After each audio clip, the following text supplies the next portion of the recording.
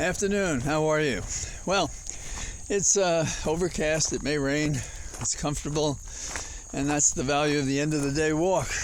So, what's on our mind today? Well, there's a big political waste about to be realized tomorrow in Manhattan, in New York. Two representatives I'm fond of, each representing districts in Manhattan, have now been thrown into a single district, and they're fighting one another. One is Nadler from the west side of Manhattan, and the other is Maloney from the east side of Manhattan. Now, you may remember that Nadler is the chair of Judiciary, and Maloney is the chair of the Oversight Committee. And there's a third spoiler in the race, a guy named Patel, who is a neophyte. So he's going to take votes away from both of them equally, one of them or the other, who knows. At the end of the day, it is possible to lose at least one committee assignment, one committee chair. That's a big deal. Now, if Patel wins the primary, we would lose 2 seats, one on Judiciary and one on the Oversight Committee. So it's very difficult. Now, I've known both of them, but the one I've known the longest is Nadler. He was what they call I think they call them the West Side Kids. They're very active politically. He himself was, when he attended at Columbia Law School, he was also in the lower house of the state General Assembly. So he's been doing this a long time, and neither one would give up, so they're both going to crash heads. So that'll be a race to watch tomorrow evening. Now, on to other things.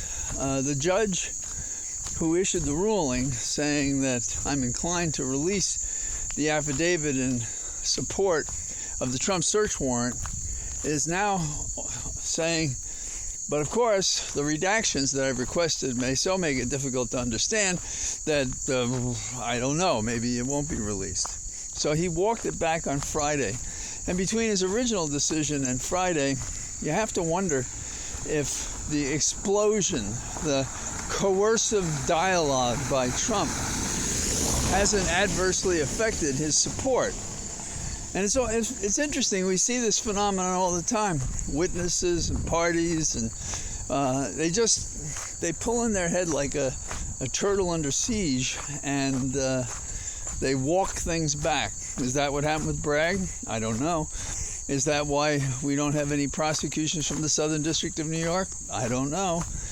Is the reason that the Georgia prosecutor chose a grand jury that cannot indict? Was that a consideration? Or was she anticipating this smarter than others, and she's doing that so that no one can challenge that she gave a deliberate hearing and investigation to the charges, notwithstanding the fact, and please, when you hear people talk about the grand jury like they do something, they only do what the prosecutor says. They only produce document that the prosecutor says. And every once in a while there's a runaway grand jury, and they are very infrequent, in which you have an intelligent foreman who knows how to direct the grand jury, and then something else happens. But that's not going to happen here.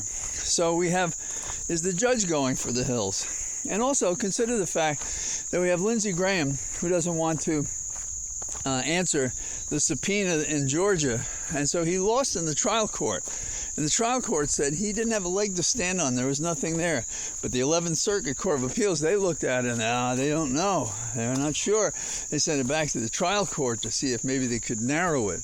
Now, keep in mind that Graham has challenged the subpoena to make him testify about what he was thinking and doing and saying when he spoke to the election officials in Georgia about the same issue that Trump was asking them. And what Graham is saying is, that's part of my speech and debate clause.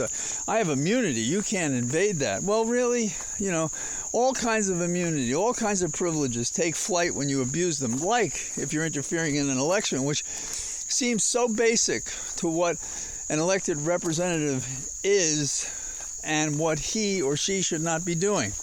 But there it is. And you know, another prosecutor, not a prosecutor, a state official who objected in exactly the same way, and the judge ruled the same way, he's testifying. So exactly the same reason that one person is testifying doesn't hold as much water with Lindsey Graham.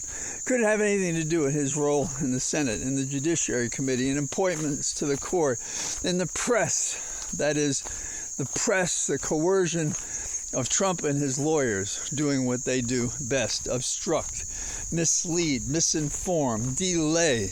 That's what they do. And it's like we're a bunch of rubes on the other side. We don't say, whoa, stop the music. You can't do that. That's wrong. Now, in this category of weak sisters, I am upset with Schiff. I said it yesterday. But Schiff has said, I don't think we should release the affidavit at all, because he thinks it gives a roadmap to the investigation. How do you need a 60 IQ to understand the roadmap here?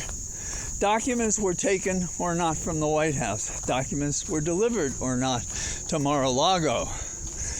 Documents were concealed and withheld from the government seeking to have them returned. A subpoena was ignored. A representation was made that there were none. A search warrant was issued, and lo and behold, we found documents. How dull do you have to be to say, I can't imagine what their plan was? Well, are they going to talk to Meadows, who is the chief of staff, who probably has something to do with it, or Cipollone, or any of these people? Are we going to talk to the Secret Service, who are with the president at all times? What are we going to do? How difficult is it to figure out the plan of investigation? Schiff must have forgotten what he learned as a prosecutor out in California. And I don't know why he's doing this. And I also think it conflicts with his role on the January 6th committee. Why is he opining about what evidence should be available or not when he's running this investigation? Because he's in charge of intelligence matters on the Hill? Well, you know, that goes so far, but I don't buy it. And finally, we have a typical 007 assassination. We have the assassination of Daria Dugina in Russia, who has been very favorable in supporting the war against Ukraine, as is true of her dad. And some think that she was assassinated by accident because they really wanted her dad. Well, they could want either one. And she was, by the way, on our list of associates that, you know, were singled out as supporting Putin and spreading disinformation. So the story is, intelligence says Ukraine did it. Well, it's doubtful that Russia did it.